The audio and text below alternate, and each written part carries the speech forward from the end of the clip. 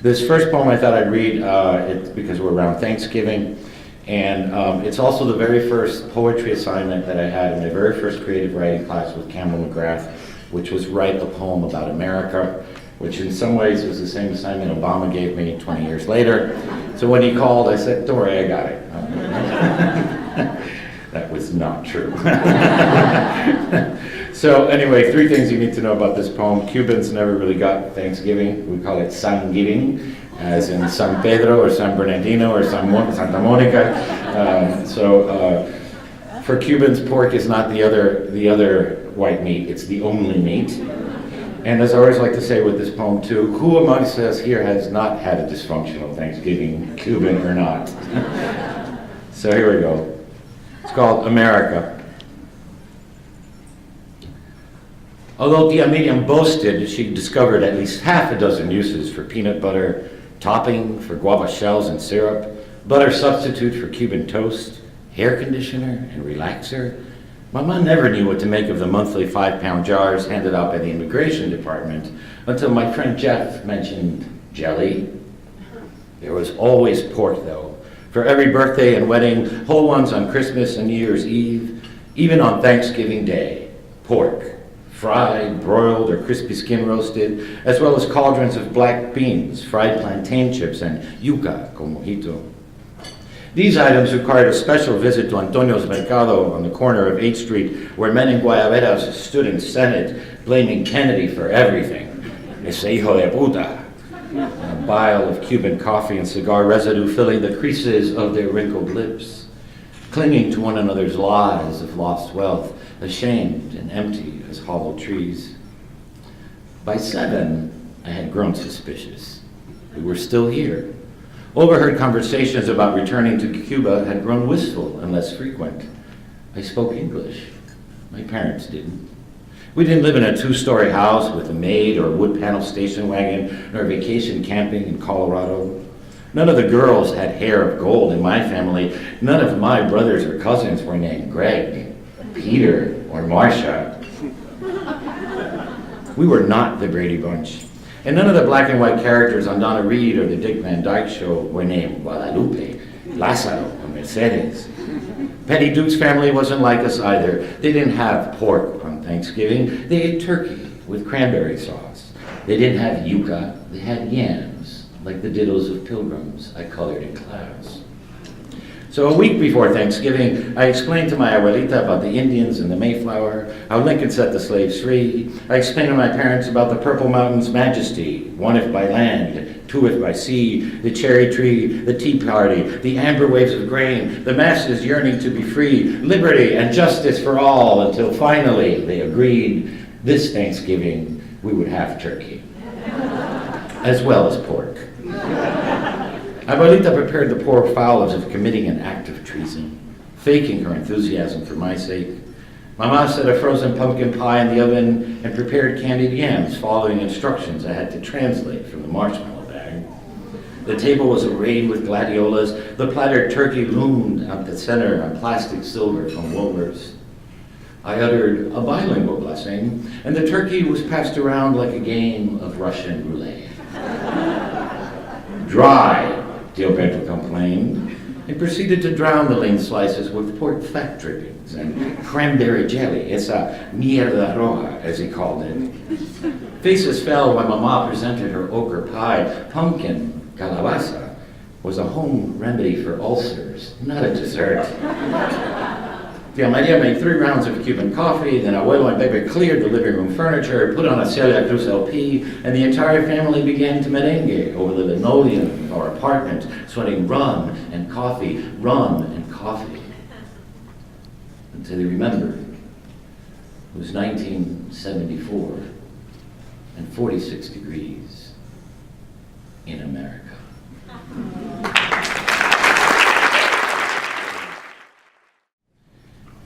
Mother picking produce. She scratches the oranges, then smells the peel, presses an avocado just enough to judge its ripeness, polishes the Macintoshes, searching for bruises. She selects with hands that have thickened, fingers that have swollen with history around the white gold of a wedding ring she now wears as a widow. Unlike the archived photos of young, slender digits captive around black and white orange blossoms, her spotted hands now reach into the colors. I see all the folklore of her childhood, the fields, the fruit she once picked from the very tree, the wiry roots she pulled out of the very ground. And now, among collapsed boxes of yucca, through crumbling pyramids of golden mangoes, she moves with the same instinct and skill. This is how she survives death and her son, and those humble duties that will never change, on those habits of living that keep a life alive. She holds up red grapes to ask me what I think, and what I think is this, a new poem about her. The grapes look like dusty rubies in her hands. But what I say is this, they look sweet, Mama.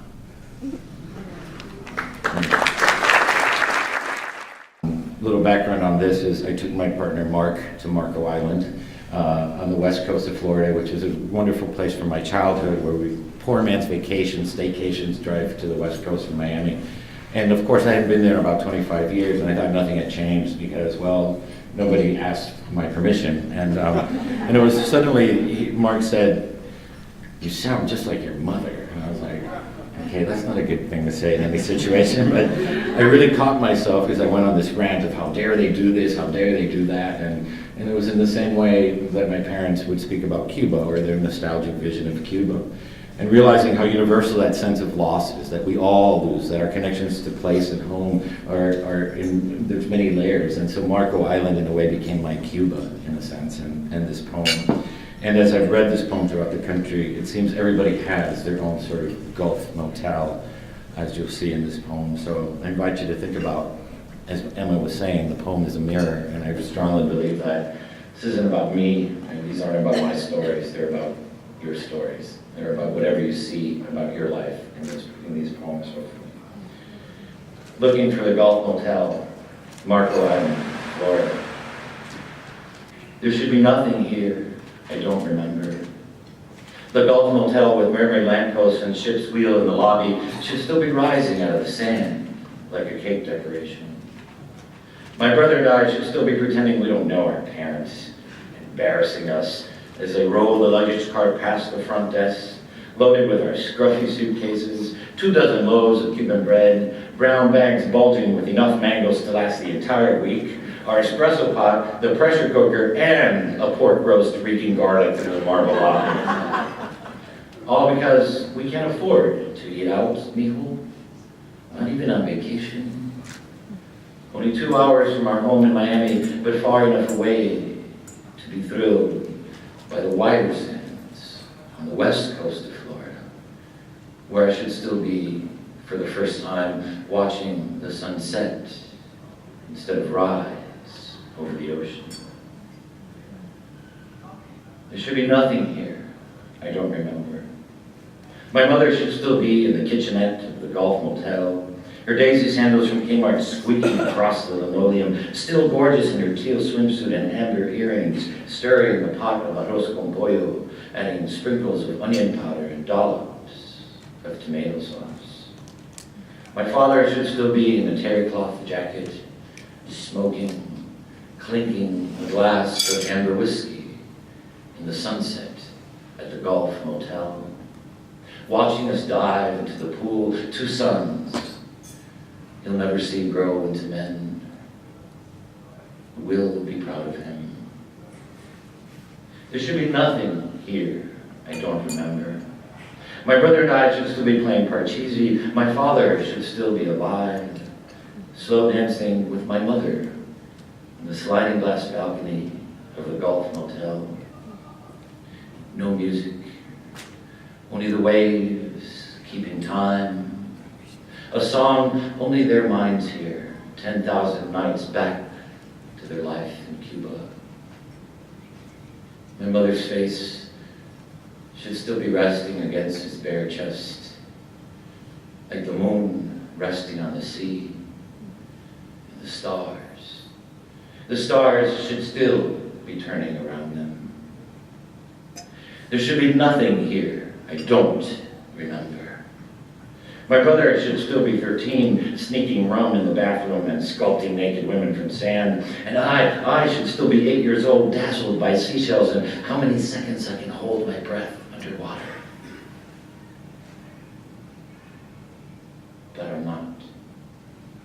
I'm 38, driving up Collier Boulevard, looking for the Gulf Motel, for everything that should still be, but isn't. I want to blame the condos, their shadows for ruining the beach and my past. I want to chase the snowbirds away with their tacky McMansions and yachts. I want to turn the golf courses back into mangroves. I want to find the Gulf Motel, exactly as it was, and pretend, for just a moment, that nothing I've lost is lost.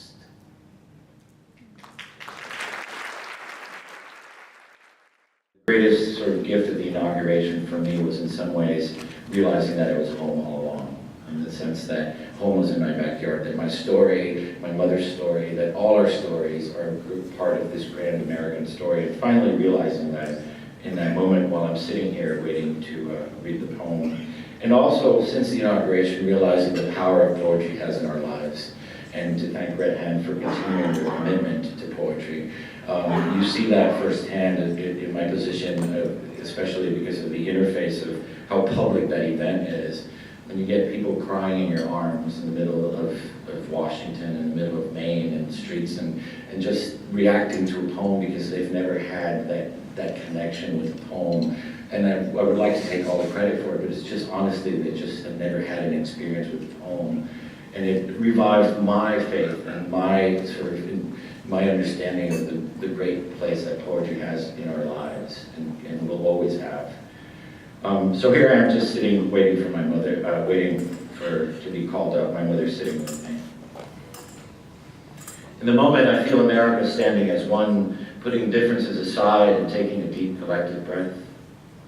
We pay tribute to something far bigger and more important than any one of us. And I truly feel like one of us, one of we, the people, the echoes of the president's and others' speeches. I embrace America in a way I never had or thought I could, feeling for the first time that I belong, truly belong, to one country. Not an imaginary ideal from TV or a nostalgic island floating in the sea of my parents' memories, but a real, tangible place that is mine, was mine, all along. I turn to my mother and whisper, "Mama, I think we're finally Americanos." She gives me a tender look as if saying, "I know, I know." Senator Schumer introduces me and calls me up to the podium. My mother squeezes my shoulder. I stand more confident than I imagined I would or could be, transfixed by the moment that is no longer about me or my home or my glory, but about our country. Still, I'm surprised when the president and vice president stand up to greet me and shake my hand on my way to the podium. They both whisper something in my ear that I can't make out, but their gracious gestures speak silently to my heart, as if saying, "Richard, here is your country. This is your story. Here, your home." I step up to the podium, look out over the crowd, a patchwork quilt of lives, of stories spread across our ground, under our sky, beneath our one sun. I take it all in as I take one deep breath, and then another. This is for them. This is for us. This is for all of us, I think to myself, and begin speaking into our wind.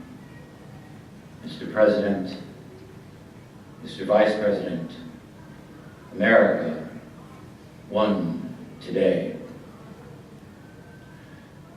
One sun rose on us today, kindled over our shores, peeking over the Smokies, greeting the faces of the Great Lakes, spreading a simple truth across the Great Plains, then charging over the Rockies.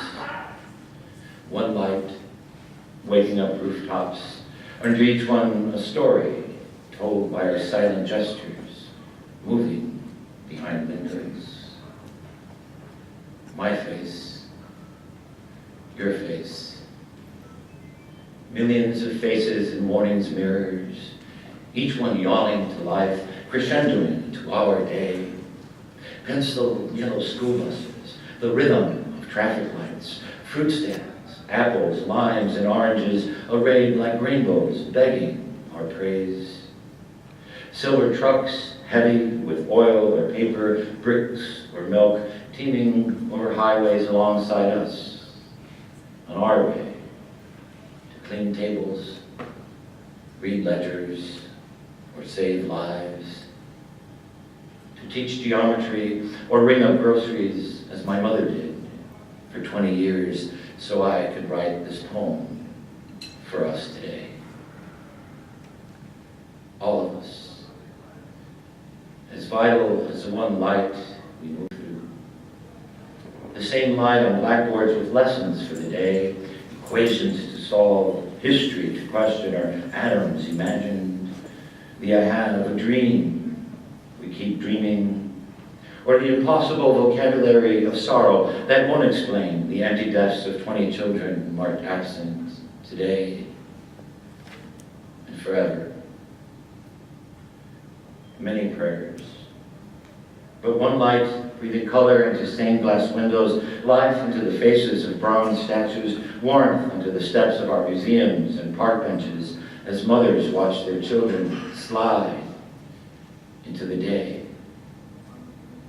One ground, our ground, rooting us to every stalk of corn, every head of wheat sown by sweat and hands, hands gleaning coal or planting windmills in deserts and hilltops that keep us warm, hands digging trenches, hands routing pipes and cables, hands as worn as my father's cutting sugarcane, so my brother and I could have books and shoes.